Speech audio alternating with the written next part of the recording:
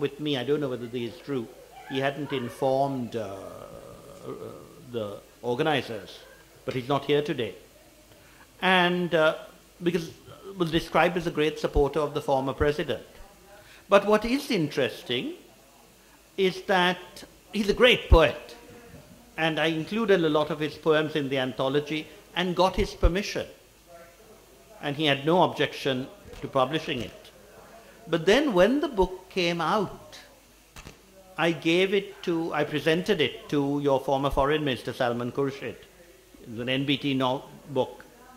And what was fascinating was that the former LTT propaganda actually accused the Indians of having set up this book in an effort to claim that there was no ethnic conflict in Sri Lanka, which was nonsense because the book is full of ethnic conflict, the poetry book. And they actually tried to sabotage the launch in Canada and tried to forbid Professor Chelva Kanakanayaka, the very distinguished academic whom I'd worked with when he was professor in Jaffna, from attending the launch. So there is an element of very hard feelings, and you know, who's to say people who have suffered will have hard feelings. But it's still there. And in this case, it was an attack on India. You know, Salman Khurshid was portrayed as an Indian imperialist who had helped the Sri Lankan government to defeat the LTT. So those feelings are still there.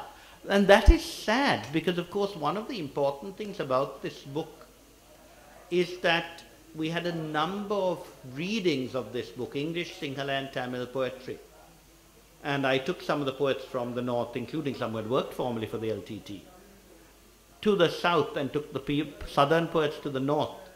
And the Indian Cultural Centre actually supported this and sent an excellent academic from Kerala to, in a sense, moderate these. And what we were trying to do was to perhaps argue that through literature and through a process of catharsis, people can actually see that there is more in common than there are differences. And I think that worked. Though, as I said, one of my themes in this book is the failure of the Rajapaksa government to build on harmony. The people themselves are more positive. And you find, you know, we had an interview recently with the former LTT who came down south and said, you know, there's no hostility. The politicians who create this. And that's a bit of a pity. I hope that addresses some of your question. If I can just pick up on one thing, so what we touched on before, the fact that we're talking about Sri Lankan literature in English, the fact is we have 3 official languages, English, Sinhala and Tamil. This wasn't always the case, perhaps definitely another cause of the conflict that we've endured. Maybe Chinese might be one of our official languages in the next 20 years, but I think that's another topic. But the fact is these literatures are segregated, not by intention. The fact is a lot of English writers will only read Sri Lankan literature in English. I read a bit of Sinhala literature in school because I had to, and lately because I wanted to. But I don't speak Tamil, and much to my shame, not enough to read literature about it. And the fact is, maybe when you're talking about reconciliation, I think books like this, Bridging Connections, is important. The fact that we're not hearing each other's stories. We have the Colombo, Gaul, Kandy English literature scene. We have literatures in rural areas, in the north and the east, which kind of exist separately to each other. And I think this is something that I mention at every panel I'm at, hoping that someone brighter than me will pick up on this and do something about it, because I think we're really talking about 3 separate literatures really here. Any more questions or comments? I'm sorry if I'm asking another question. You mentioned that you have the Tamil and the Sinhala. Yes, you have the Tamil and Sinhala, and they're more or less. Are they actually parallel paths, or are the themes similar, related to the people and all? And another question I want, you have a Muslim population as well. So maybe 10 or 15%, but you have the Muslim population as well. Do they have their own school of literature? Yes, I wouldn't call it a separate school. Most of the Muslim writers are writers in Tamil, and their work is represented rather fully in that poetry collection, Mirrored Images, that I put together. But they have some separate themes. And in particular, in the last 5 or 10 years, there's been more addressing of issues like the position of women and so on, which you don't really get to the same extent in Sinhala and Tamil literature. It's almost seen as a, let us say, a particular problem of particular communities. The Muslim, in fact, in the short story collection, there's one by a Muslim writer, which is very much addressing the whole community in terms of women. So a lot of the writers would tend to be more liberal, the ones who write both in Tamil and in English. There's very few Muslim writers in Sinhala. I wouldn't say they were separate. The interesting thing is, if you look through these books, a lot of the themes are similar. Both the Sinhalese and the Tamil, much less the English, deal with caste problems. You know, these are still pretty prevalent in, you know, there's a marvelous short story by a Tamil writer in English called Professional Mourners, which is about, you know, the mourners not being allowed to come into communion with the family. And the same applies in Sinhala communities as well. Then, of course, there are the war stories where there's a lot of, let us say, regrets about death. But what I found pretty remarkable in almost all the poetry on both sides was there wasn't animosity. Maybe that's a function of good writing. It was much, much more, yes, these happened, so and so could be responsible, but there's no bitterness. And that's why I found these two anthologies great. But as Shehan was saying, we are, you know, we are a country straitjacketed in monolingualism. You know, I think you might find it difficult in India, where most people can manage 2 languages, if not more. But in Sri Lanka, children in the rural communities are brought up in either Sinhala or Tamil. And there's no good effort to make any of them know a second language. And heaven knows I tried in Parliament to say, make any second language compulsory. You know, let the Sinhalese know either Tamil or English, let the Tamils know either English or Sinhala, then everyone can talk to everyone else. But that doesn't happen. So you do have writers like Amina Hussain, for instance, who are Muslim writers who are writing in English, very much in that tradition. But let me hold aloft another book which this is Shyam Selvarudurai's. He's edited a collection of writing from across all 3 languages and excerpted. And I think this is a good primer as well if you're getting into Sri Lankan literature. It's a good primer if you're cramming for a panel discussion on it as well.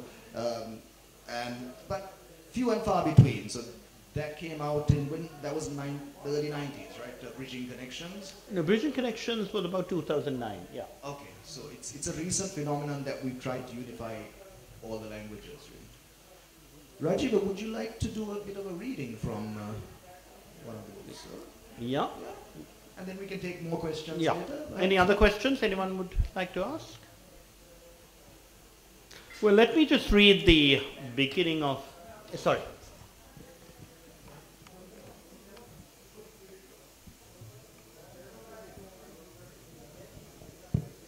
So both of you have been writing in English, but I would like a little idea about what exactly are the other 2 literatures recently writing about. Do you want to? Neither of us is an expert on that. I can only tell you, when you say recently, what I'd been looking at when I put together the 2 anthologies. And of course the anthologies also had to, I want to make it contemporary. The National Book Trust did ask that I include some of the great classics whom he mentioned. You know, Martin Wickramasinghe, Sarath Chandra and so on. But if you look at the short stories, you have a very interesting, in the Sinhala and Tamil, you have the war, of course, figures large and deprivation. You also have some of them, both the Tamil and the Sinhala, deal with what is a very, I would say, upsetting topic, which is Middle East labor. You know, a lot of women who go to the Middle East and have two problems. One is the problems they face there of exploitation. But second is, I don't know whether you have it in India as well, but then there's a general perception in Sri Lanka that if you go to the Middle East, you are ill-treated.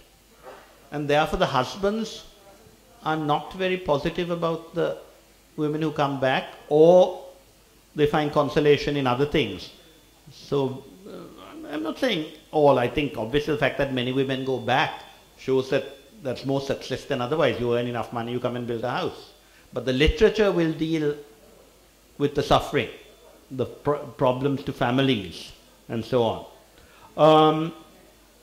You also have, interestingly, one very important difference. You know, asked about the Muslim community. The community that stands out in terms of difference is the Indian Tamil community. You know, when we talk of Tamils in Sri Lanka, there is what we call the Ceylon Tamils who've been there for thousands of years in the north. But there's a massive Indian Tamil community in the hills who were brought over by the British in the 19th century to work on the tea plantations, who are really more deprived than anyone else and looked down on by the indigenous Tamils as well. You know, they will not intermarry with the Indian Tamils. And their literature is fascinating, both the Tamil and the Sinhala, the Tamil and the English. There are only a couple of writers in English talking about the sheer suffering, you know, where they have very difficult labor conditions, where for a long time, under the British, they were given no social services. When their estates were nationalized, they got free education and free health services. But the schools are still not as good as they should be.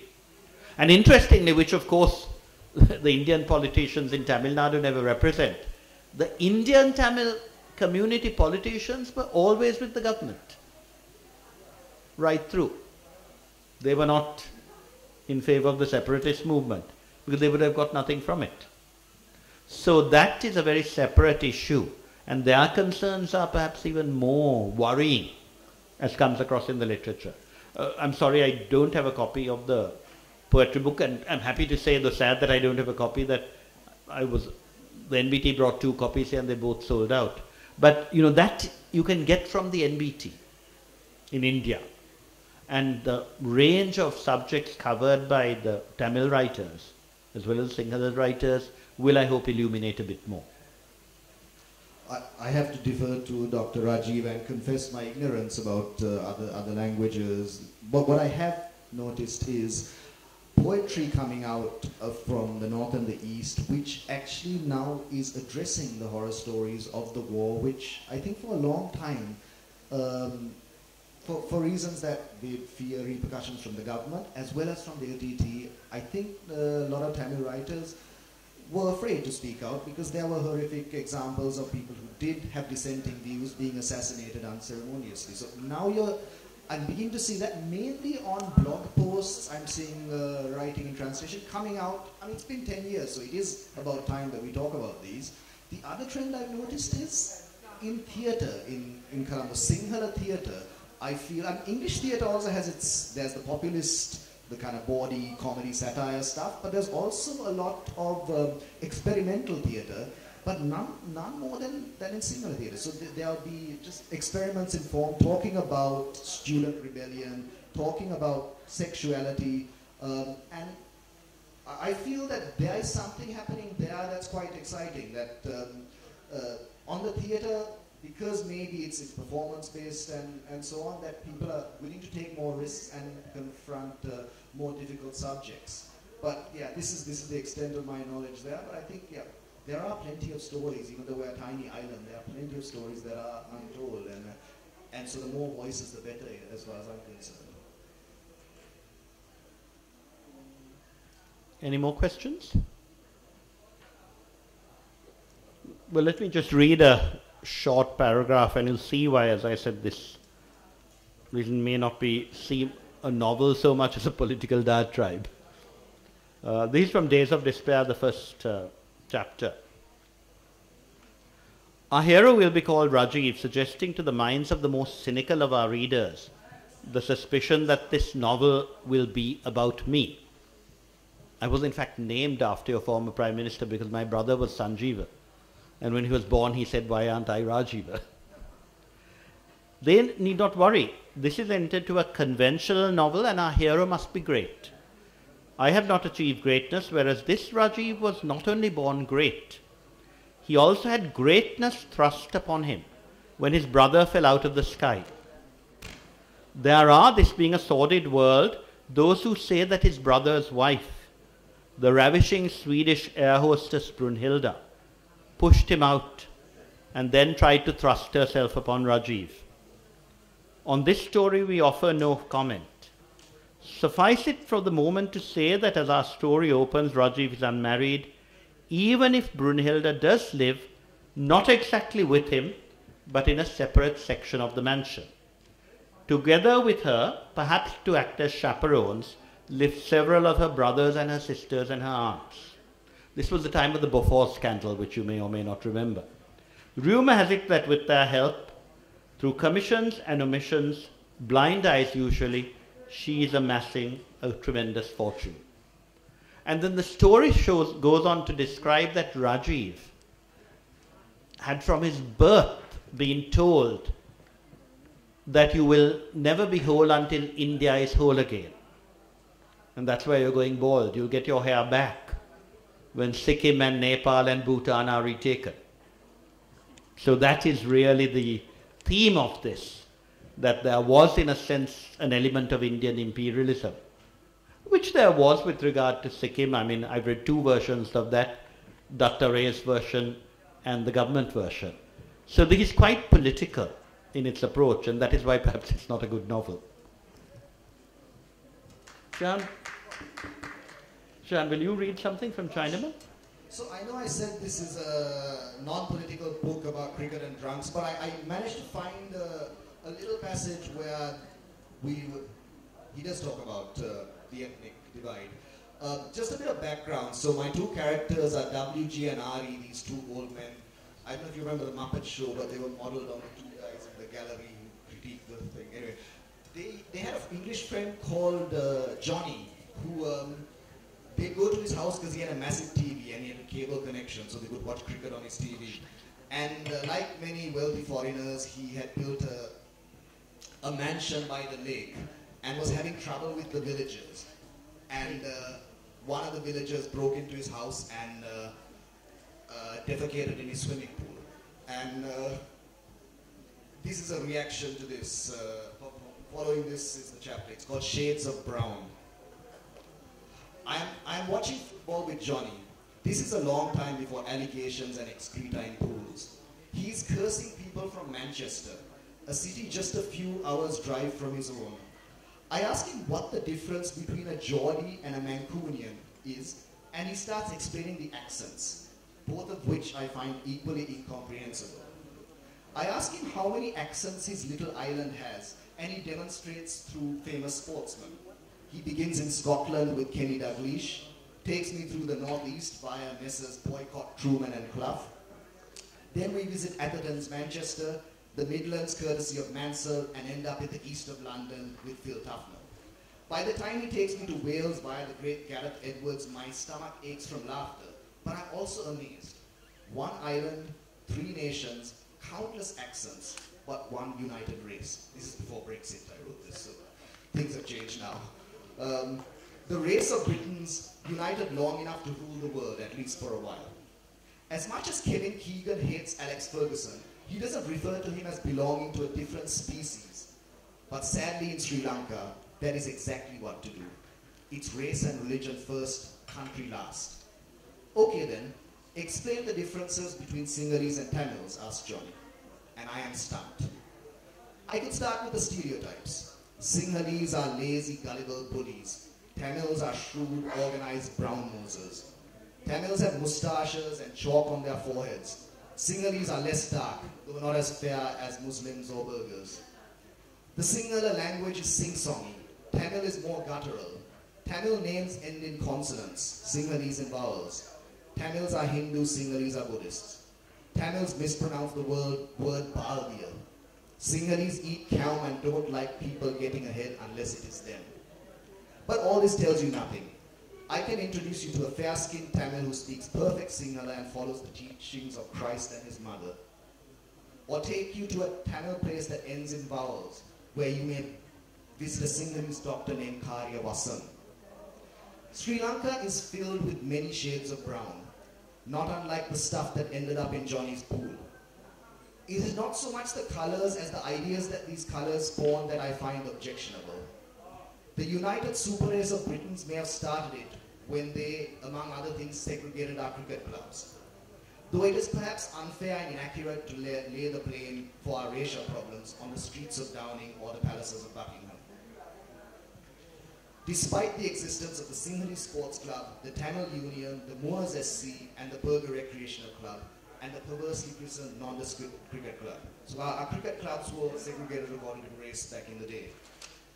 Cricket is a sport, despite all of this, cricket is a sport that refuses to be segregated. Clubs grab talent regardless of vowels or consonants or moustaches or chalk. So much for divide and conquer. By the 1950s, we began to develop our own dangerous ideas without any foreign assistance. The idea that the nation belongs to the Sinhala, or that the Tamil deserves a separate state. Ideas that have clashed and exploded for the last 30 years. Perhaps one day they will be replaced by an idea of Sri Lankanness that welcomes all shades of brown.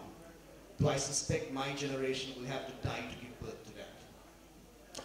India got independence a year before us. They are larger, more diverse, and more excitable than us Sinhalese, but still embrace the idea of India above being a Bengali or Sikh or Muslim, something we have been incapable of doing. We are smaller in every way, including being smaller-minded.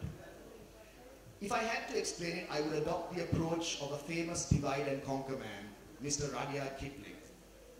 Sinhalese are sloth bears, lethargic, cuddly creatures of modest brain who will break things if riled.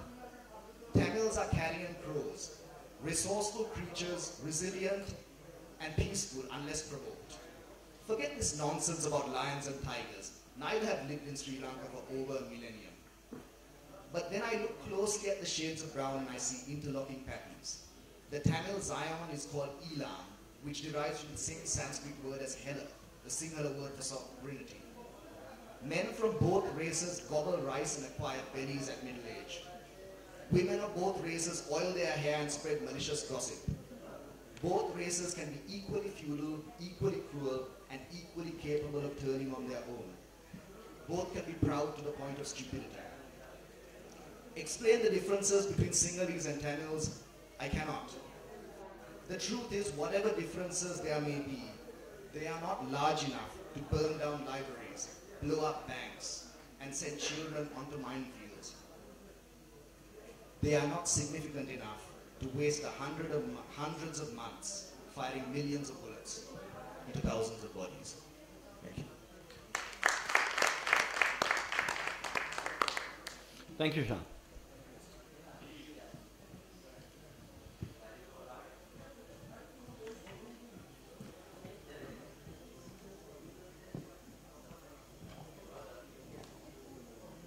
Yeah, so question to you and then to Shyam.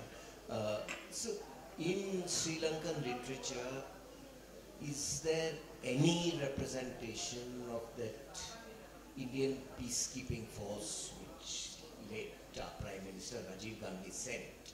And if there is, is there a different Tamil reaction, a different Sinhalese reaction? How is it viewed, the Sinhalese? How is it viewed in Sri Lankan literature now that it's 20, 24 years ago? And if later, then Shyam, for you, after Rajiv answers, I read your book, Chinaman, excellent book. You see, in India also, though you've written more diverse and more unified, lot of our unity is also Bollywood and the national cricket team. We are also equally diversified or separate different regional identities. doesn't cricket bring an identity? Does the Tamil Sinhalese divide get bridged when there is Sri Lanka play a test match or limited overs or something?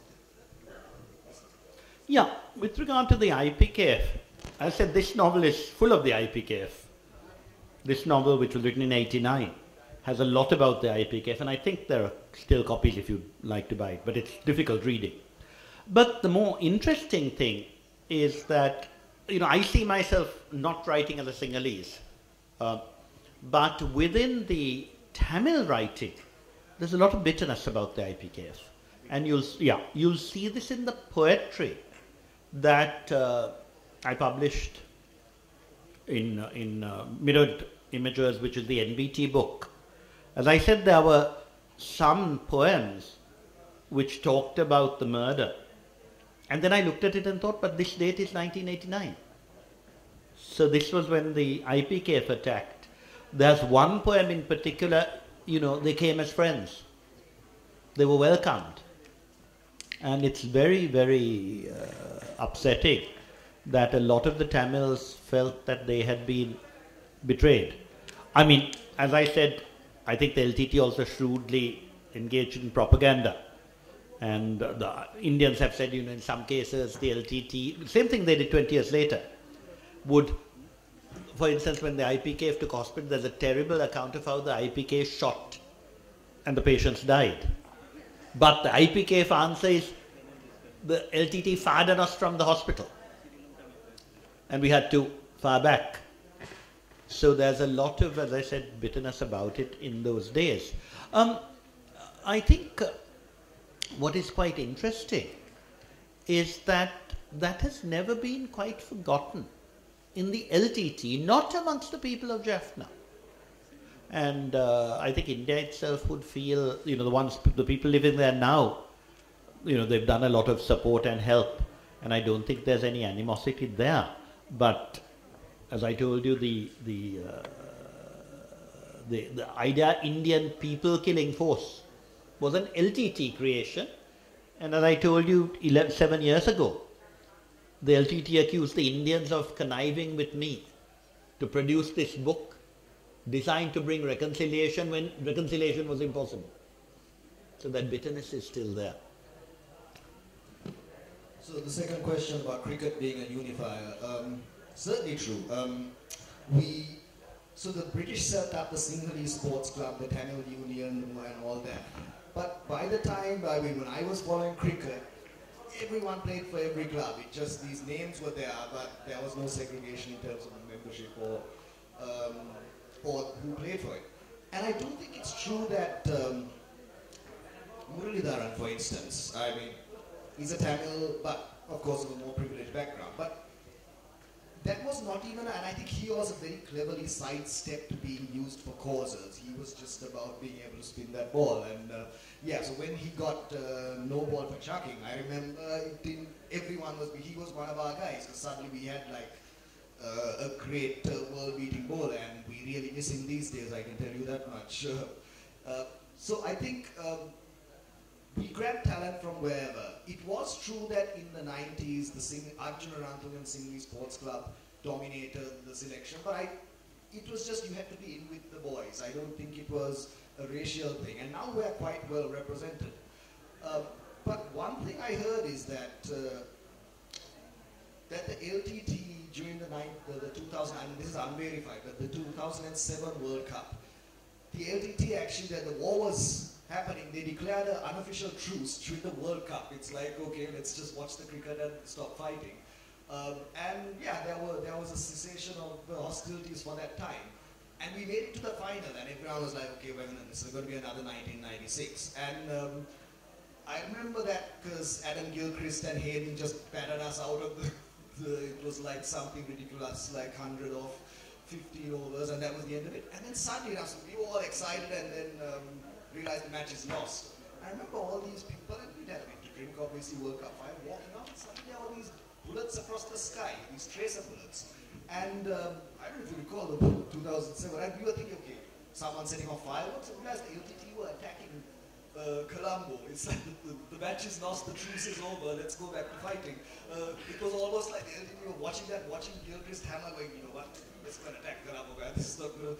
And so, we all got behind the cricket team because it was, let's face it, it's the one thing we were, for a very brief moment, one thing we were indisputably world class at. You know, they talk about our tea and our beaches, and there are many great things about Sri Lanka, but cricket was one thing, even in these horrible times, that we were number one at, and it became quite a unifying force. And the fact that we had superstars from all communities, advertisers got onto that, and so when flogging refrigerators or tractors, you'd get one of the cricketers behind there, and it became currency.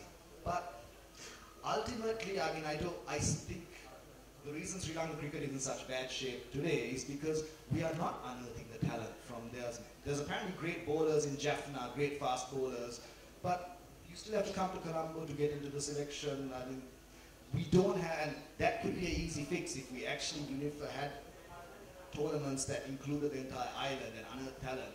Maybe we could recapture 1996. So I think cricket has proved to be a unifier and can prove to be a greater unifier, but again, perhaps we're missing that trick now, that we're not doing enough of it.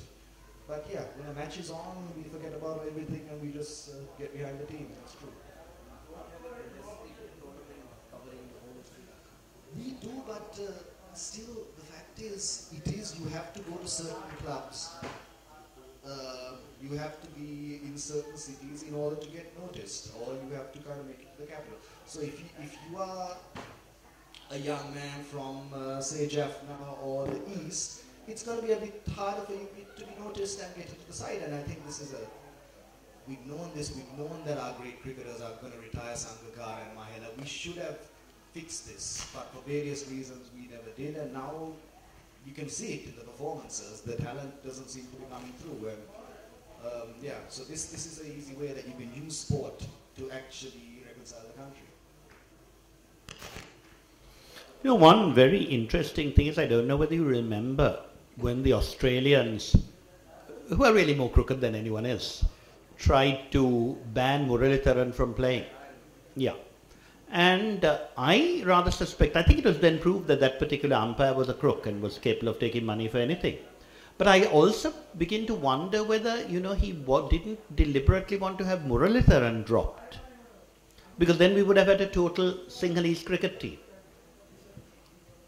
And, you know, I think a lot of happiness was felt when Arjuna Ranatunga finally said, enough is enough, if you turn Muralitharan off, we're not playing. And I think that message got across, because it's the same with the army. You know, we have several Tamil officers in the forces. The LTT claims that there are no Tamils in the forces. But the Tamils in the forces are threatened, or were threatened during the war. Because, you know, one of the things that the LTT wants to say was these are pan-Sinhala country. So Muralitharan was a problem for them, the fact that he was in the team. So that was a very important factor, and I think it was very good that, you know, Ranatunga just wanted his best bowler there. But it sent a message, we are solidly behind this boy. And Murli is, by the way, an Indian Tamil, because he comes from central India, but he has just been, as you said, he doesn't get involved in politics, but he's been a superb role model. Better than some of the other cricketers who do get involved in politics. Maybe cricketers in politics. Yes. Any other questions? Sir, I would like to ask that, is India and Sri Lanka share very close relationship? Sorry, could you? India and Sri Lanka share a very close relationship. Apart from Tamil language, is there any other language that is taught in Sri Lanka? Apart from Tamil? You see, we have what we call 3 official languages, English, Sinhala and Tamil. And children are encouraged, although the teaching is bad, to start studying Tamil and Sinhala from grade 1 and 2. But the other Indian languages, Hindi for instance, is an option at advanced level. And universities have now developed Hindi departments. In my university, which specialized in languages, we had a number of people studying Hindi. But I think that's about the only other Indian language that's taught in Sri Lanka at advanced level. No, I wasn't aware of that. Yeah. But, Advanced level you can do Hindi. but Bollywood is quite popular, perhaps because of the sad state of Sri Lankan cinema. Bollywood tends to have a big audience, but I guess that's true of many places around Of the world.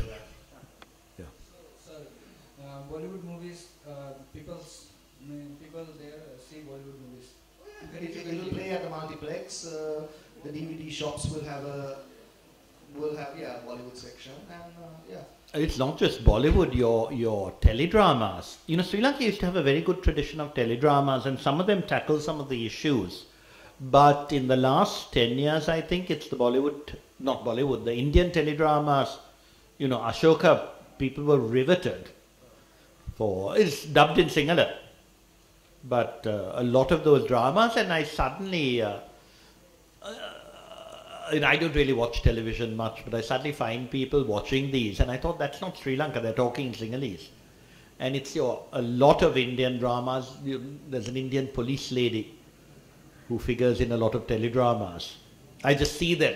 So Indian television is very popular in Sri Lanka, and it's mainstream. I would also like to ask one question that as the Chinese are spending so much in Sri Lanka and they are trying to involve themselves in the Sri Lanka, these Indians should fear that there will be some distance between us. Shall I answer? I'll leave that, but before I think we've only got time for one more. Let me just back on the teledrama thing. So Lagan, the great cricket Bollywood film, Sri Lanka did a version of Lagan. I don't know if you're aware of this, Rajiv, but Sri Lanka did a remake, obviously lower budget. So same premise, the British colonizers getting the villagers to play a game of cricket and eliminate the taxes. But ours had a little twist.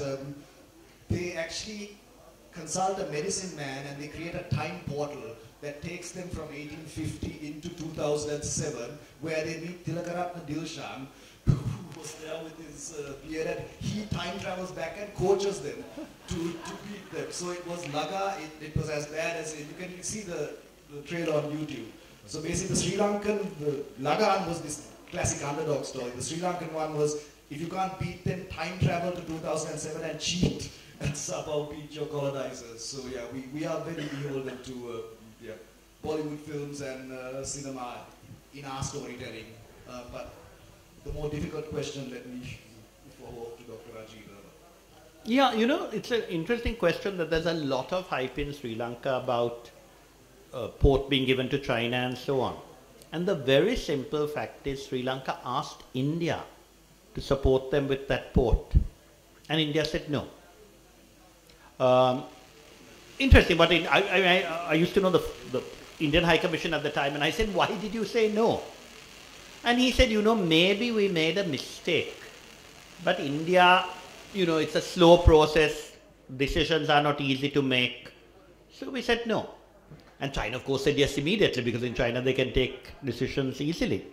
But I had this very interesting fact that when we had our two prime ministers, you know, in Sri Lanka can do something mad like that. Indian television interviewed me and said, you know, your president sacked the last prime minister because he was going to let India have Trincomalee, and Rajapaksa has given Hambantota to the Chinese.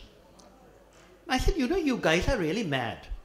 Do you really think that Sri Lanka should be divided up between India and China? You know, if you want us to be friendly with both, that is absolutely correct. But please don't say Rajapaksa gave Hambantota to China. Rajapaksa got a loan from Hambantota. The present government was very rude to the Chinese, saying you're trying to buy up Sri Lanka. And then they found that no one else had any money. So they had to sell the port to China, which they shouldn't have done. It's the present government that gave the port to China for 99 years, which to me is outrageous. And Rajapaksa himself was against it. I mean, if you want to give China the port to use, you do it for 20 years at most, not 99. But you know, here is Indian television saying, no, if China has a port, give us a port. I thought that was outrageous. So you see, there's a lot of games being played. And I personally think that India should not follow the American line that, you know, you are ally and China is the big enemy, because we all know that America will drop you like a hot potato if they want to. You know, don't forget that right through the 60s, 70s, 80s, India was the great enemy of America. So I think India also, and to be quite honest, the people I know in your foreign ministry are aware of this, but there's a certain romantic element in the present government that sees, you know, Trump and Modi as two sides of the same coin, you know, which is madness. You know, whatever Mr. Modi's faults are, he's not Mr. Trump. So I think, you know, India has to be very cautious and be friendly. And, you know, we've had people from India coming and trying to build up relations with the Rajapaksas now. And I think a lot of mistakes were made on both sides in the period after the war. More on our side. You know, when India refused to fund the port, we should have still said, okay, but can we do something else? So you understand, I would not buy this thing about China and India competing for Sri Lanka. You should help us to let nobody get toeholds in Sri Lanka.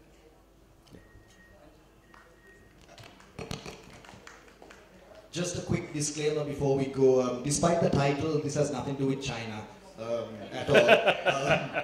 But this and all of Rajiva's books are available at the bookstore as well. Thank you, everyone, and thank you, organizers. Like, I do understand that we have limited time and so many things. No, I mean, I'm happy if there are any more questions. May I share, if there's anything more? Is there anything more? Yeah, we have lunch. I think. Yeah.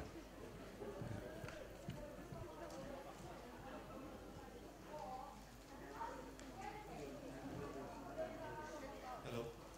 I have entered this hall a little late, and of course, when I found that the subject is Notes from a Nation Bedeviled. Now, I wonder that compared to some other countries of the world, you know, like Iran, Iraq, and Syria, and so many things, you know, Ethiopia, and so many other countries, what is so much of bedeviledness about Sri Lanka? Huh? I know there are so many. I think we can bring out at least 20 countries which are much more bedeviled. I would say that in a way, in a sense, India is more bedeviled in many ways than Sri Lanka. We did touch on it before, but I'll give you a short answer since we're running out of time. I think if you visited Sri Lanka, if you encountered Sri Lanka, it's a beautiful country filled with such great resources, and I hesitate about the people, but Sri Lanka is a gifted country, but yet if you look at our history since independence, we have really squandered those gifts. We embroiled ourselves in needless conflicts, and really, the mythology is that Lee Kuan Yew came to Sri Lanka in the 60s and modeled Singapore on what Ceylon was, and now the comparison is farcical, right? So the fact is, that's how I interpret